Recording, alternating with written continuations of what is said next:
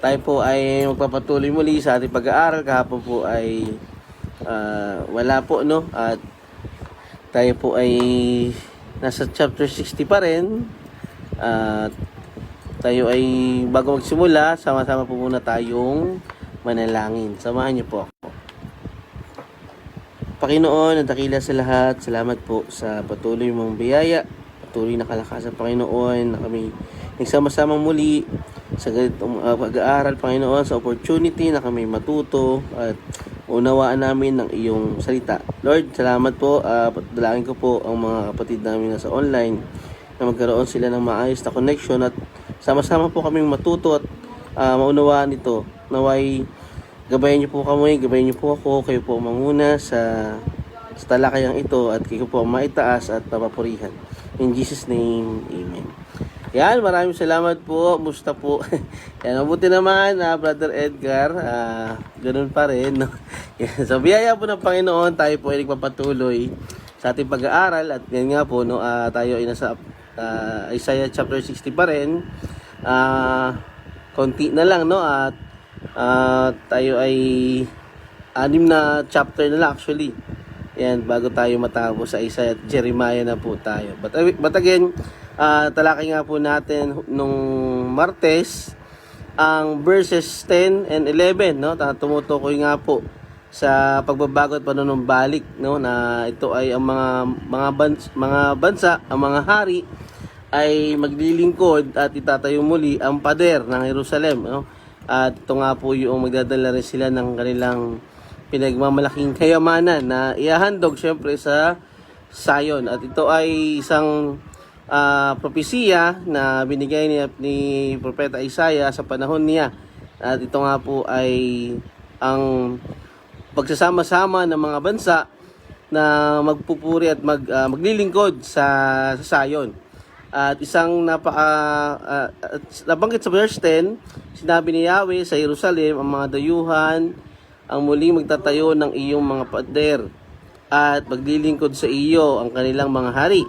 Nang ako'y mapuot, ikaw ay pinarusahan ko, ngunit ngayon tinutulungan kita at kinahahabagan. So, yun nga po, no, from may mga darating, magsisilapit at magsasama-sama ang mga bansa na maglilingkod sa Jerusalem. At dito nga po, nabanggit din ng Panginoon na nagalit siya, nagkaroon siya ng puot sa kanyang bayan, subalit ito ang sitwasyon ngayon, no, na siya ang Zion nga po ay kahabagan ng mga bansa at biyaya ito ng Panginoon. At sa verse 11, ang mga pintuan mo ay aking ibubukas araw at gabi upang dito papasok ang mga hari ng mga bansa at dadalhin sa iyo ang mga kaharian ay ang mga sa iyo ang kanilang mga kayamanan. So ang verse 11 nga po tumutukoy naman po sa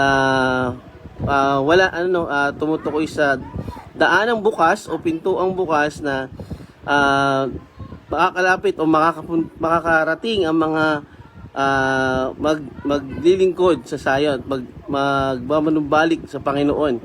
At ito ay tumutukoy nga sa sumisimbolo sa pagiging bukas at pagiging inklusibo ng kaharian ng Diyos. So, ang mga pintuan ng lungsod na tradisyonal na nagsisilbing paraan ng pagtatanggal at proteksyon. Pero dito makikita natin na ang pintuan ay bukas na, no? Ibig sabihin, tumutukoy na po ito sa makakapasok o sa makakasama sa mga maglilingkod sa Zion at mga manunumbalik sa Panginoon. Yun nga po, ang pagiging bukas ay tumutukoy sa pagiging inklusibo. Sa talatang ito ay lubang makabuluhan, lalo na sa konteksto ng lumang tipan sa buong Bibliyang Hebreo. Ito ay tumutukoy din sa biyaya ng Panginoon sa mga bansa na sa kanya'y manunumbalik at muling maglilingkod. Yan, so ito ay isang paalaala sa mga mananampalataya sa panahon ngayon na ang pangako ng Diyos ng pagliligtas at itong bahaging ito ay magpapaalaala sa atin na tayo'y patuloy na umasa at maglingkod sa Panginoon. Yan, sa verse 12, sinabi dito, ngunit ang bansa o kahariang hindi maglilingkod sa iyo ay ganap na wawasakin. So kabaliktaran naman po, no, nakita natin dito sa verse 10 to 11, sinabi ang tungkol sa mga bansa na maglilingkod sa Zion at hayaan niyang bukas ang mga pinto at makakapasok ang mga to. Subalit dito, no, ang mga mag-refuse, tatalikod, hindi susunod, no, at hindi manunubalik, ay tumutukoy nga po sa pagkawasak, no, sa panghabang buhay na kaparusahan. So ang talatang ito ay isang deklarasyon ng mga bunga ng hindi paglilingkod sa Panginoon. Nagsisilbi itong babala sa mga bansa at kaharian na kilalanin at parangalan ang Diyos, na binibigyan diin ang soberanya ng Diyos at ang mga malulubhang bunga ng pagsuway. Alam naman natin, maraming mga bansa ang tumalikod, sumuway at mas nagtiwala sa kanilang mga sarili, no? At hindi tinalikuran nila ang Diyos. Subalit ito nga po yung nangyari, ay nandun yung pagbagsak. Yan, so tulad ng kanyang bayan mismo, no, na tumalikod sa kanya, ay nakaranas siyempre ng kaparusahan, pero siyempre ito po ay hindi tumagal, no, kasi nandun po yung kanyang biyaya, no, na makalaya sila muli. So ang talata na ito ay nakalagay sa konteksto ng isang pangitain ng kalulatian sa hinaharap at nagbibigay ng malinaw na pagkakaiba sa pagitan ng mga pagpapalang makakamit ng mga naglilingkod sa Panginoon at ng hindi, no, ng mga hindi o mga tumalikod. So pagkawasak na naghihintay sa mga hindi maglilingkod sa Kanya. Isang yung uli natin pag-uusapan na yung biblical na blessing, no? Yung quote na ang sumuway may kaparusahan, ang sumunod may pagpapala, no? Yan. So nagsisilbi itong paalaala ng kahalagahan ng paggalang sa Diyos at pamumuhay ng may pagsunod sa kanyang kalooban. Makita natin dito, no, yung paglapit pa lang ng mga tao, ng mga bansa, mula sa malalayong lugar para paglingkuran at magbigay ng handog at ng dito pagpupuri sa Jerusalem, ay nakikita natin yung biyaya ng Panginoon sa kanila, no? Pagpapalain niya ang kanyang bayan at ganoon din siyempre ang mga lalapit at maglilingkod sa kanyang bayan. Balit dito sa verse 12, kaibahan, no? Kabaliktaran ang tinutukoy dun sa dalawang talata. Ito ay isang paalaala ng pagsuway, pagtalikod at hindi paglilingkod sa Diyos. Sa buong Biblia, mayroong paulit-ulit na tema ng paghatol, no? Ng paghatol ng Diyos sa mga hindi sumusunod sa kanyang mga utos at ang ganap na pagkawasak ng mga tumatangging maglingkod sa Kanya. Sa talatang ito, ang mga bunga ng hindi paglilingkod sa Panginoon ay nilalarawan bilang pagkawasak at lubos na pagkasayang. Yung itsura ng lugar o bansa na wasak, no? Totally wala nang ang mga negosyo, stop na, yung mga lugar na maganda is parang naging kalat na lang, no? At yung mga bakanting lupa ay totally na natingga, no? Pero dito posibleng ito ay tumutukoy sa matinding kaparusahan na ibibigay ng Diyos sa mga bansa na hindi maglilingkod o hindi manunumbalik sa Kanya. Ang talatang ito ay nagsasalita tungkol sa mga bansa at kaharian na lubos na malilipol kung hindi sila maglilingkod sa Jerusalem. Hindi ito dapat ituring na nagtataguyod ng pangingibabaw o pangapi. Sa halip, ito ay isang nagsisilbing babala laban sa pagmamataas, kasalanan at paghimagsik. Ipinapaalala nito na sa atin ang pangangailangan ng pagpapakumbaba sa Diyos at maglingkod sa kanyang mga layunin o naayon sa prinsipyo ng Biblia. So naalala natin, no, sa karamihang bansa na natalakay natin dito, nakita natin kung paano kumilos ang Panginoon sa mga bansang hindi nagtiwala sa Kanya, no? Sa mga bansang mas nagtiwala sa sarili nila, sa ibang bansa, at mismong kahit yung mga sa mga idolatriya, no, nakita natin at yung naging resulta nito, no? Lubos, halos samot-saring sitwasyon ang mararanasan. Subalit again nga, nabanggit na natin kanina na mas matinding kaparusahan ang ibibigay ng Panginoon dito. Sa panahon natin, no, sa buhay natin ngayon, nararanasan natin sa bawat araw, sitwasyon, yung wala kang kapayapaan, walang peace.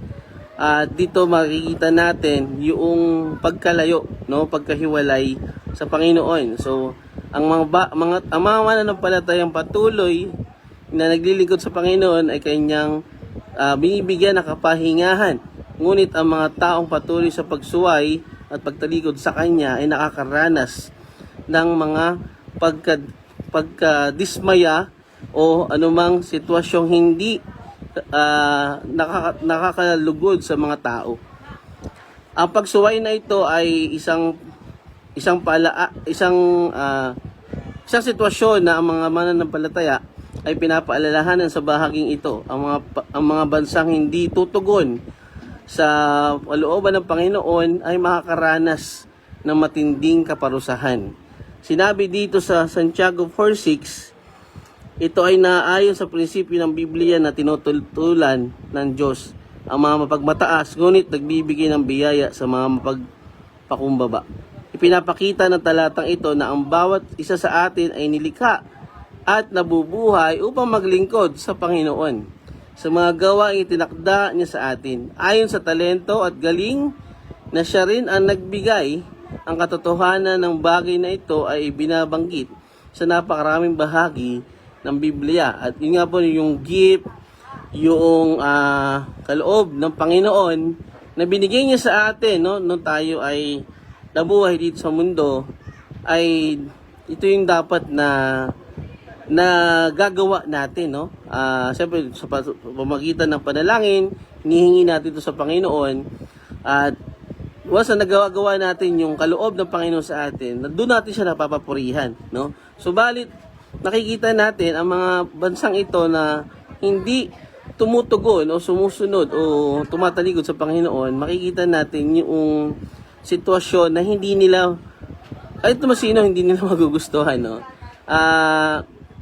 Ang pagkatawag sa isang tao na patuloy na tumatalikod ay nagkakaroon ng hindi maayos na sitwasyon. Sinabi sa Efeso 2:10, kung ano tayo ngayon ay gawa ng Diyos, at sa pakikipag-isa natin kay Kristo Jesus ay nilikha niya tayo para sa mabubuting gawa na inihanda niya noong una pa man upang gawin natin, no? Makita natin yung plano ng Panginoon sa bawat buhay ng tao na binigyan niya ng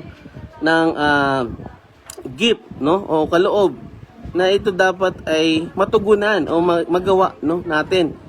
At ito nga po hinihingi natin sa pamagitan ng panalangin. At syempre ito po ay hindi naman ipagdadamot ng Panginoon, no? Sa Jeremiah 1:5, bago ka pa ipinaglihi at ipanganak, ay pinili na kita upang maging propeta para sa lahat ng bansa. At sa 1 Pedro 4:10, bilang mabuting katiwala ng iba't ibang kaloob ng Diyos, gamitin ninyo at kapakinabangan ng lahat ang kakayahang tinanggap ng bawat isa sa inyo, no? Yung anuman ang yung iba marunong magaling maayos, marunong umawit, sumayaw, no?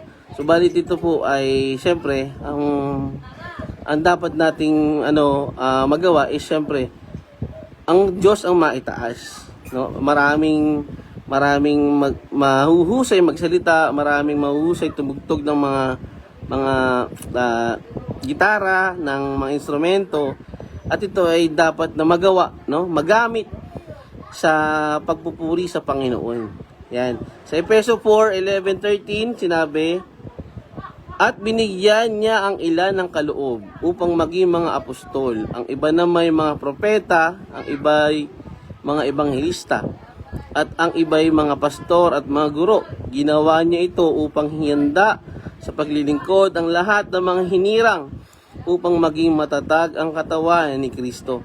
hanggang makarating tayo sa pagkakaisa na pananampalataya at pagkakilala sa anak ng Diyos at maging ganap ang ating pagkatao ay sa pagiging ganap ni Kristo.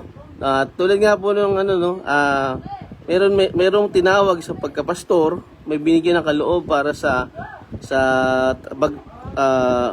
pabahagi ng ebanghelyo, no? Meron talagang ganon, at ito po specific na sinet o plinano ng Panginoon, binigay ng Panginoon sa bawat isa para magkaroon ng kumpletong kumpleto, kumbaga sa pagkain, kumpleto rekado, no, may kanya-kanyang function, may kanya-kanyang gift, no, na ito dapat ay magtugma-tugma, at ito ay siyempre ito po ay bilang katawan ng Panginoong Hesus sa iglesia. So yan, Mateo 28:19-20, Great Commission naman po, no? Tinabi dito, kaya tumayo kayo, gawin ninyong alagad ko ang mga tao sa lahat ng mga bansa. Bautismohan ninyo sila sa pangalan ng Ama at ng Anak at ng Espiritu Santo. Turuan ninyo silang sumunod sa lahat ng mga iniutos ko sa inyo. Tandaan ninyo, ako'y laging kasama ninyo hanggang sa katapusan ng panahon. Yung iba naman po, no, street preaching, kaya may nakikita kayo dyan ng mga nag-evangelize sa mga public places. Meron naman sa mga bahay-bahay, no? Mayroon naman po sa along the street, no, may nagsasalita, no? So ito po yung paraan upang masunod at mapapurihan ng Panginoon. Yan, yun nga po yung Great Commission, napaka-importante po nito. Ito po ang pinaka utos ng Panginoon na dapat gawin, no, ng isang mananampalataya, ang magbahagi ng ebanghelyo. Sino ang pinapakilala natin? Tayo ba? Hindi. Ang Diyos. Magandang gabi, Sister Irene, at siyempre si Pastor Randy nandiyan na po, no. Yan, magandang gabi po. Salamat sa inyong pag-join. Yan. So ito ay magpapahayag din sa mga bunga ng hindi paglilingkod sa Panginoon. Ay, marami pang mga talata sa banal na kasulatan na nagsasabi na ang layunin ng Diyos sa atin ay ang maglingkod sa Kanya. No, that's ano nga ba yung purpose mo? Ba't ka pinanganak ng Panginoon? I don't think so na hindi mo alam. I mean, yung sabi nila na mabuhay, kumain ng 3 beses sa isang araw, ay hindi po 'yun, no? Mayroon po talaga tayong layunin sa mundong ito, no? Ba tayo pinanganak, ba tayo nabuhay, at ito po ay para alamin natin ang ating kaloob, at para ito ay gamitin natin upang maitaas at mapaglingkuran ang Diyos. So ang talatang ito ay nagpapahayag din sa mga bunga ng hindi paglilingkod sa Panginoon. Ito ay nasa dulo ng isang kabanata na tumatalakay sa kalwalatian ng Sayon, sa hinaharap at ang pagpapanumbalik ng Jerusalem. Sa kontekstong ito, ang talata ay nagsisilbing babala sa mga bansa at kaharian na tumatangging kilalanin at parangalan ang Panginoon. Napag-aralan natin to, no, mula no sa Isaiah 1, nakita natin yung mga bansang hindi kumilala sa Panginoon, hindi nandun yung pagtalikod at hindi siya pinakinggan, no? Maalala natin sa bandang chapter 40 ng Isaiah, meron doon part na hindi ka pinakinggan, hindi ka kinilala, no? At ito nga po, ang kaparusahan nito ay syempre hindi natin kumbaga walang katapusang kaparusahan na ibibigay ng Panginoon sa mga bansang ito. So sa atin, no, bilang tayo ay nandito nakapag-aral, mayroon tayong mga nagagawa, mga skills, mga talent na ito po ay binigay sa atin ng Panginoon para ating magawa, no, ating matugunan, at doon natin napapapurihan ang Panginoon at hindi ang ating mga sarili. So ang mga bansang tumanggi o mga kaharian tumanggi maglingkod sa Panginoon ay simbolikong kasing kahulugan ng mga tumatanggi sa otoridad ng Diyos at tumatangging mamuhay ayon sa kanyang kalooban. No, tumutukoy rin po sa mga taong walang hindi kumikilala sa mga utos ng Diyos, sa mga salita ng Panginoon. Ang imahe ng lubos na pagkawasak ay nagpapaalaala sa ideya ng ganap na pagkasira, pagbagsak at pagkawala. Doon pa nga lang po sa madapa ka, di ba? Masakit na. How much pa kung ang Panginoon mismo ang magpaparusa sa iyo. Ito ay nagpapaalaala ng mga hindi pagsunod at pagtugon sa utos ng Panginoon o sa kalooban ng Panginoon. Isang malinaw na paglalarawan ng mga kahinatnan na pagsuway. Mahalagang tandaan na habang ang talatang ito ay nagpapakita ng isang malupit na babala, nag-aalok din po ito ng pag-asa. At sa isang pagkakataon para sa pagtubos, malinaw ang mensahe. Ang mga mananatiling hindi maglilingkod sa Panginoon ay magdurusa ng mga kahihinatnan. Alam naman natin kung anong tinutukoy nito. No? Ay, magandang gabi, Pastor Michael, Babaw. Salamat po sa inyong pag-join. Kamusta po? No, at tumutukoy sa panghabang buhay na kaparusahan ng Panginoon. Again, yun po yun, no? Yun naman dalawa lang lagi yan. No? Pagpapalain ka ng Panginoon o paparusahan ka ng Panginoon. Maalin lang po yan. No? It's a two choices na talagang alam mo na mismo yung sagot na anong dapat natin gawin. Yan. So, ito ay nag-aalok din ng pag-asa, no, ng panunumbalik. Sa lahat ng ating na pag-aaralan, hindi nawawala ang pag-aanyaya ng Diyos sa mga bansa, sa mga tao, sa mga hari ng pag-asa. Ang talata ay nagsisilbing isang panawagan sa pagkilos na hinihimok ang mga bansa at kaharian na kilalanin ng Panginoon at maglingkod sa Kanya upang maiwasan ang pagkawasak. Kung may ganitong kung may ganitong sinasabi po sa Biblia, ay tayo ay magkaroon ng pagkilos, no, pagsunod. Kasi tulad ng isang utos ng isang magulang, no, pag hindi ka sumunod, may palo ka. Pero pag sumunod ka, pwedeng meron kang merienda mamayang hapon, no. So, lagi naalala ko po kasi lagi yung yung mama ko. Si mama kasi may na pag sumuhay ka sa kanya, talagang may palo. Hindi man totally palo, but meron kang kaparusahan, no? Pwede hindi kanya bigyan ng pero ganun po kami pinalaki, no? That, sa matter of choice. Mamimili ka talaga. Pero dito nakita natin, it's not only magugutom ka, kundi yung pagkawasak, yung pagkasira, yung pagkagutom, yung paghihirap, no, ng walang katapusan. So, ang mga talatang ito ay paalaala ng Panginoon sa atin na tayo ay kumilala sa kanyang soberanya, sa kanyang kapangyarihan, sa kanyang kalikasan, na ang Panginoon na sa bawat pangako, sa bawat propesiya ay nagaganap, walang hindi nangyari. So dito ay mas tinatawag ang mga mananampalataya na tayo ay patuloy na maunawaan ang kalooban ng Panginoon sa pamamagitan ng pananatili sa kanyang salita. Makita natin ang biyaya ng Panginoon sa kanyang bayan, no? Nung sinimulan ang chapter 60, nakita natin kung ano yung mangyayari sa kanyang bayan na Sion at Jerusalem, no? At imagine niyo, kahit yung mga dating nanghahamak dun sa kanyang bayan ay luluhod, no? At magbibigay ng paglilingkod at pagpupuri.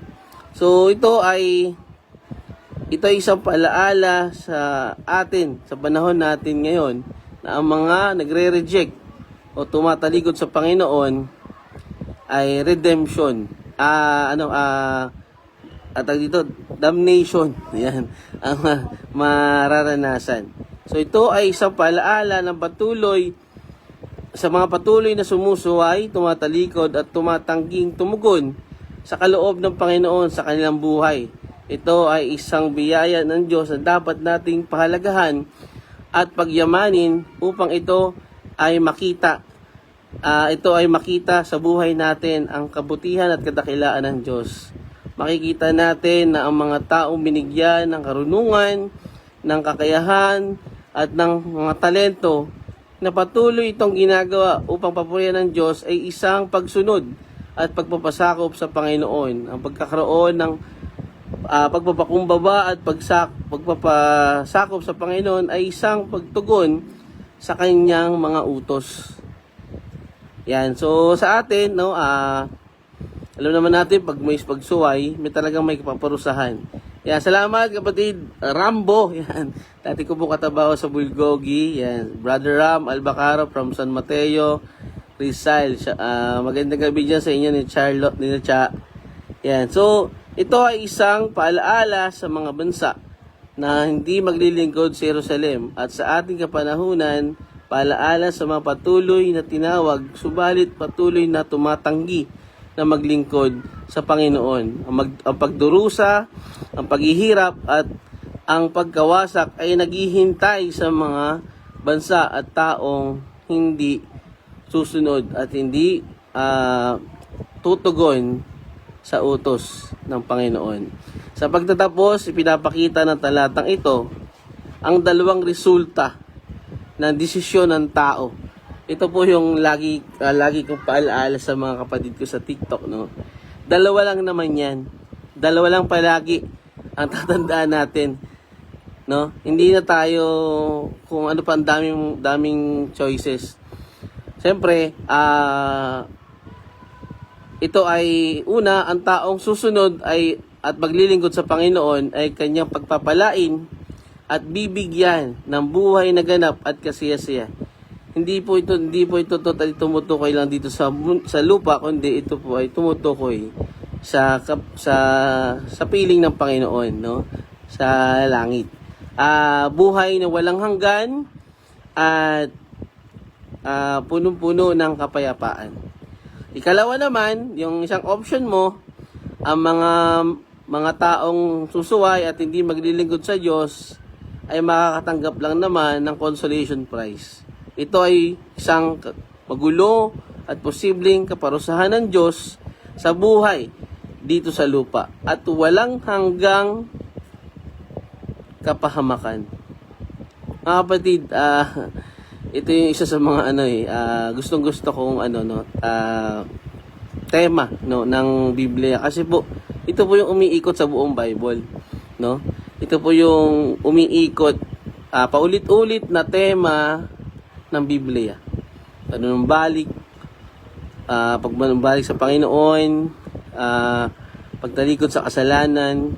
Yan.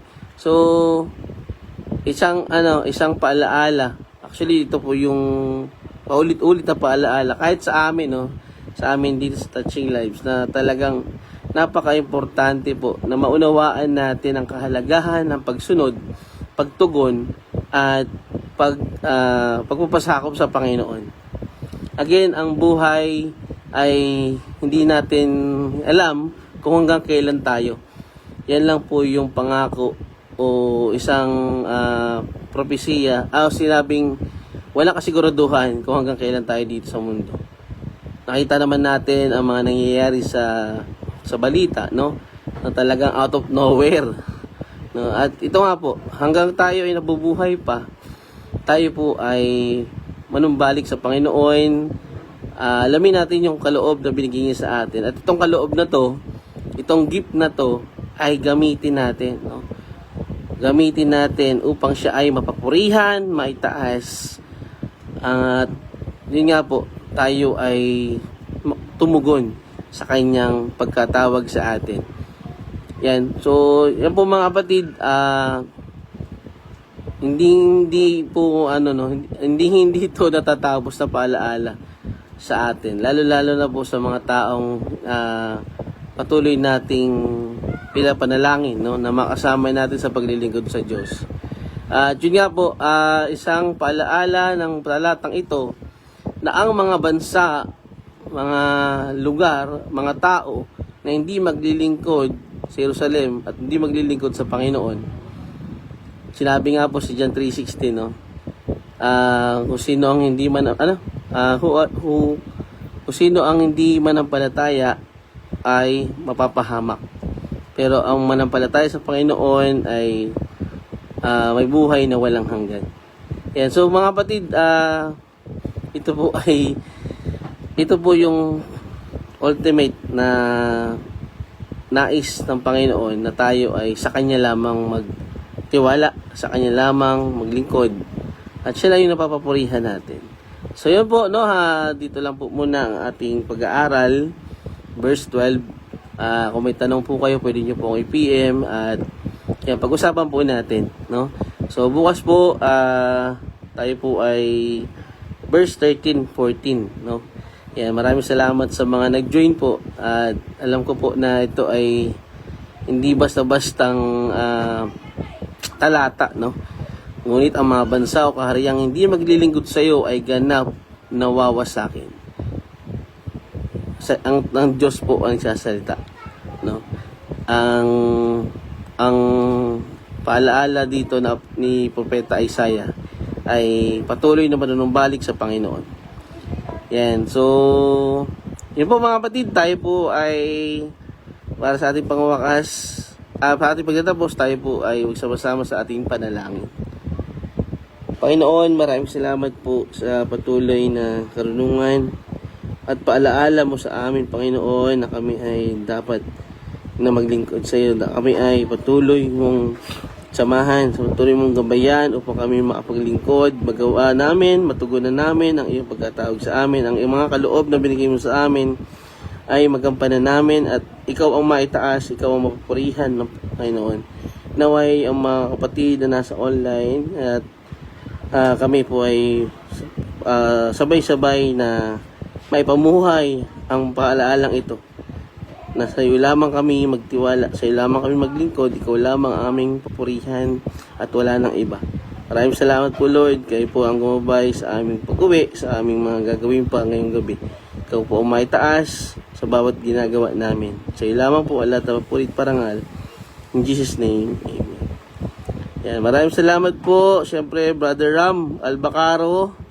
Yan, Sister Irene, ingat sa biyahe. Brother Ram, alam ko nag-grab ka. Yan. So, siyempre kasama ko dito si Pastor Dom. Pastor Michael, salamat. Princess, kasama ko po dito. Pastor Nanding at Brother Edgar. Maraming salamat po sa inyong pag-join. Bukas po ulit, kita-kita po tayo. Salamat po. To God be the glory.